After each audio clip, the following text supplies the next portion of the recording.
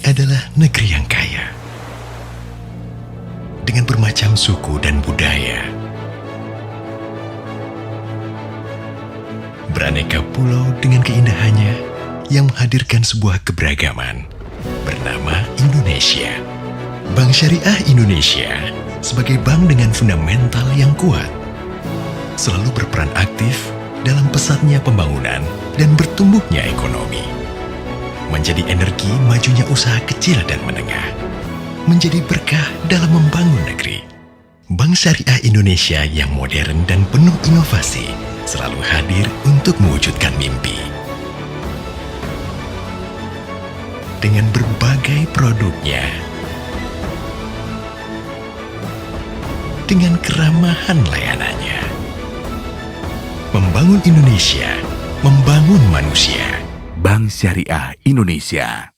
Hai, langsung aja aku akan menganalisis laporan keuangan BSI tahun 2021 dan 2022. Jadi, aku akan memakai beberapa rasio. Aku akan memakai rasio likuiditas, solvabilitas, aktivitas, dan profitabilitas. Jadi, rasio yang pertama yang aku gunakan itu adalah rasio likuiditas. Tujuan dari rasio ini adalah untuk mengukur kemampuan perusahaan membayar kewajiban yang segera jatuh tempo atau pada saat ditagih. Rasio likuiditas sendiri terdiri dari rasio lancar atau current ratio. Rumus dari current ratio sendiri yaitu aktiva lancar dibagi dengan hutang lancar. Nah, teman-teman bisa lihat sendiri aktiva lancar itu dari BSI pada tahun 2022 sebesar Rp791.390.997 dengan Rp305.727.438. Jadi current ratio dari perusahaan ini sebesar 2 kali pada tahun 2022. Jadi dari hasil di atas, perbandingan current ratio pada tahun 2022 jauh lebih baik dibandingkan dari tahun 2021. Karena current ratio yang paling baik itu sebesar 200%. Atau 2 kali pada tahun 2021 current ratio hanya 0,9, kurang dari 1, sehingga dapat mengakibatkan perusahaan gagal bayar atau piutang tak tertagih bagi kreditur. Nah, selanjutnya itu adalah rasio cepat atau quick ratio. Rasio ini adalah rasio yang mencerminkan kemampuan perusahaan untuk melunasi kewajiban-kewajiban lancar atau utang jangka pendek menggunakan aset-aset perusahaan yang paling likuid. Jadi rumus dari quick ratio ini adalah aktiva lancar dikurang dari persediaan dibagi dengan hutang lancar. Nah, pada rasio kali ini persediaan ini tidak digunakan atau nol karena pada bank atau BSI sendiri tidak memiliki persediaan. Jadi kita nolkan.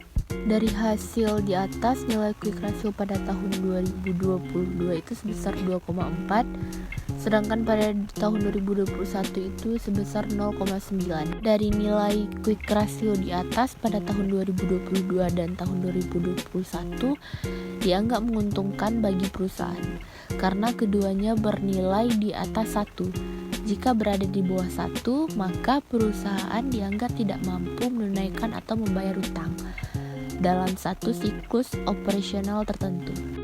Oke, selanjutnya itu adalah rasio lambat. Rasio lambat merupakan rasio yang digunakan untuk mengukur kemampuan perusahaan dalam membayar kewajiban jangka pendek dengan kas yang tersedia dan yang disimpan di bank. Rumus dari cash ratio sendiri yaitu adalah cash ditambah efek dibagi dengan hutang lancar. Teman-teman bisa melihat pada tahun 2022 cash ratio itu sebesar 0,20% dan pada tahun 2021 cuman sebesar 0,2%. Nah, hasil di atas mengidentifikasikan bahwa Bank Syariah Indonesia pada tahun 2022 tidak memiliki cukup kas atau setara kas untuk memenuhi kewajiban jangka pendeknya. Karena jika nilai rasio kas adalah 0,20%, berarti perusahaan hanya memiliki cukup uang tunai untuk membayar 20% dari kewajiban jangka pendeknya.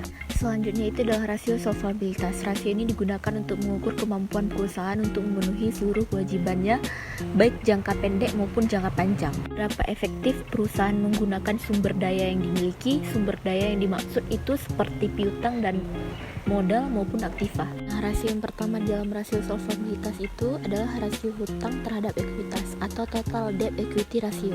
Rasio ini merupakan perbandingan antara hutang-hutang dan ekuitas dalam pendanaan perusahaan dan menunjukkan kemampuan modal sendiri. Nah, pada tahun 2022 BSI itu mendapatkan total hutang sebesar Rp70.655.791. Jadi dengan ekuitas pemegang saham pada tahun 2022 sebesar Rp33.505.610 dan mendapat hasil sebesar 2,1. Pada tahun 2021 sebesar 2,4. Dari hasil debt to equity ratio pada tahun 2021 dan tahun 2022 menunjukkan bahwa kondisi keuangan perusahaan masuk dalam kategori sehat, karena kedua perbandingan tersebut mendapatkan hasil lebih daripada 1. Nah, selanjutnya itu adalah rasio hutang terhadap total aktiva. Terus dari total debt to total asset rasio ini adalah total hutang dibagi dengan total aktiva. Langsung aja teman-teman, dari hasil perbandingan di atas dapat disimpulkan bahwa DAR atau debt to asset ratio pada tahun 2021 masih cukup baik karena mayoritas aset didanai oleh modal. Pada tahun 2022 nilai rasio cukup tinggi, artinya pendanaan dengan hutang semakin banyak. Maka semakin sulit bagi perusahaan untuk memperoleh tambahan pinjaman karena dikhawatirkan perusahaan tidak mampu menutupi hutang yang dimilikinya. Nah, selanjutnya itu adalah long term debt to equity ratio, bagian dari setiap rupiah modal sendiri yang dijadikan jaminan untuk utang jangka panjang. Rumus dari long term debt to equity ratio itu hutang jangka panjang dibagi dengan modal saham. Pada tahun 2022 mendapatkan hasil sebesar 23,4 dan pada tahun 2021 itu sebesar 19,6. Hasil dari rasio di atas menunjukkan bahwa nilai long term debt to equity rasio cukup tinggi, sehingga mengakibatkan risiko keuangan perusahaan semakin besar, dan begitu juga sebaliknya. Jika nilai rasio di bawah 10, maka risiko keuangan perusahaan juga akan semakin kecil. Nah, selanjutnya kita akan memakai rasio tangible asset debt coverage. Rasio ini dapat mengukur besarnya aktiva tetap tangible yang digunakan untuk menjamin utang jangka panjang setiap rupiahnya. Rumus dari rasio ini adalah jumlah aktiva dikurangi intangibles dikurangi dengan hutang lancar dan dibagi dengan hutang jangka panjang. Nah, pada tahun 2022 itu mendapatkan hasil sebesar min 1,9 dan pada tahun 2021 itu sebesar min 1,8. Nah, rasio yang kita gunakan selanjutnya itu adalah times interest earned ratio. Rasio ini digunakan untuk menghitung besarnya jaminan keuntungan untuk membayar bunga utang jangka panjang. Rumus dari rasio ini sendiri adalah earning before interest and tax atau EBIT dibagi dengan hutang jangka panjang.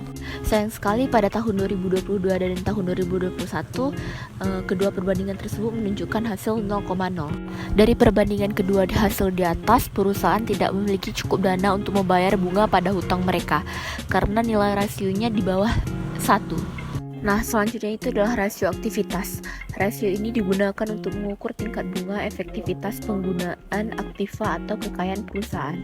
Seberapa jauh aktiva perusahaan dibiayai dengan hutang atau dibiayai oleh pihak luar. Pihak luar yang dimaksudkan bisa berupa investor maupun bank. Nah, rasio itu yang pertama dari rasio aktivitas itu adalah total asset turnover. Rumus dari rasio ini adalah penjualan bersih dibagi dengan total aktiva. Nah, pada tahun 2022 itu menunjukkan hasil sebesar 0,02, sedangkan pada tahun 2021 sebesar 0,01. Itu adalah memakai rasio receivable turnover, yaitu kemampuan dana yang tertanam dalam piutang berputar dalam suatu periode tertentu. Rumus dari rasio ini adalah penjualan kredit dibagi piutang rata-rata.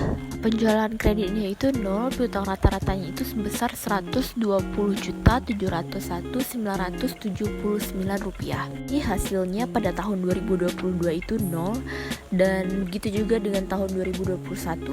Di atas menunjukkan bahwa perusahaan terlalu banyak menempatkan dananya dalam bentuk aset dasar. Sedangkan nilai dari rasio ini yang tingginya menunjukkan perusahaan menggunakan sedikit aset atau aset yang digunakan sudah usang. Nah, rasio selanjutnya itu kita akan menggunakan rasio average collection period atau periode rata-rata yang diperlukan untuk mengumpulkan piutang. Rumus dari rasio ini adalah piutang rata-rata dikali 360 dibagi dengan penjualan kredit. Rasio kali ini penjualan kreditnya itu 0, sehingga pada tahun 2022 mendapatkan hasil sebesar 4,3 dan tahun 2021 sebesar 3,5. Jadi, rata-rata waktu hari penagihan piutang yang dibutuhkan oleh Bank Syariah Indonesia pada tahun 2022 kurang dari 5 hari. Sedangkan pada tahun 2021 membutuhkan waktu kurang dari 4 hari. Ini artinya BSI baik dalam hal penagihan piutangnya. Jadi inventory turnover-nya langsung aku skip karena BSI tidak memiliki harga pokok produk dan inventory rata-rata. Nah, jadi working capital turnover itu adalah kemampuan modal kerja atau neto yang berputar dalam satu periode siklus kas dari perusahaan. Rumus dari rasio ini adalah penjualan neto dibagi dengan aktiva lancar dikurang dengan hutang lancar. Tapi sayang sekali pada tahun 2022 menunjukkan hasil sebesar 0,0 dan pada tahun 2021 sebesar min 5,7. Bukan bahwa working capital pada tahun 2021 dan tahun 2022 memiliki nilai yang rendah. Itu artinya perputaran modal kerja dari BSI kurang baik. Jadi rasio yang terakhir itu adalah rasio profitabilitas dan rentabilitas. Jadi jangan salfok ya teman-teman, karena aku nulisnya salah, rasio solvabilitas, typo, dan langsung aja kita cek pengertiannya. Nah, rasio ini digunakan untuk mengukur tingkat imbalan atau perolehan atau keuntungan dibanding penjualan atau aktiva. Mengukur juga seberapa besar kemampuan perusahaan memperoleh laba dalam hubungan dengan penjualan, aktiva maupun laba dan modal sendiri. Langsung saja, rasio yang pertama itu adalah gross profit margin atau margin laba kotor. Rasio ini merupakan perbandingan antara penjualan bersih dikurangi dengan harga pokok penjualan dengan tingkat penjualan. Rasio ini menggambarkan laba kotor yang dapat dicapai dari jumlah penjualan. Nah, rumus dari gross profit margin itu adalah laba kotor dibagi dengan penjualan bersih. Pada tahun 2022 dan tahun 2021, hasilnya itu cuman berbeda pada tahun 2021 sebesar min 0,1%. Sedangkan pada tahun 2022 sebesar 0,0%. Dari perbandingan gross profit margin tahun 2021 dan 2022 sangat rendah, sehingga menyebabkan operasi perusahaan tidak baik. Nah, selanjutnya rasio yang kedua itu adalah net profit margin atau margin laba bersih. Rumus dari rasio ini adalah laba setelah pajak dibagi dengan penjualan bersih. Pada tahun 2022 mendapati hasil sebesar min 0,2% dan 2021 sebesar min 0,3%. Dari hasil perbandingan di atas dapat disimpulkan bahwa net profit margin di bawah 10% ini menunjukkan bahwa kinerja perusahaan yang kurang baik dan kegiatan operasi perusahaan semakin kurang efisien.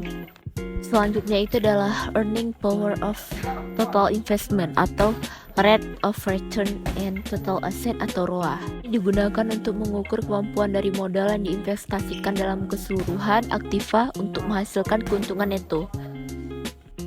Nah, rumus dari earning power of total investment itu adalah laba sebelum bunga dan pajak dibagi dengan total aktiva. Pada tahun 2022, rasio ini memperoleh nilai sebesar 0,03%, sedangkan pada tahun 2021 itu sebesar 0,02%. Dari hasil perbandingan di atas, pada tahun 2021 dan tahun 2022, profitabilitas perusahaan setiap aktiva yang ada tidak semuanya menghasilkan laba. Dengan kata lain, semakin rendah nilai ROA, maka semakin rendah cara kerja dari kinerja keuangan perusahaan tersebut. Rasio selanjutnya yaitu rate of return on net worth.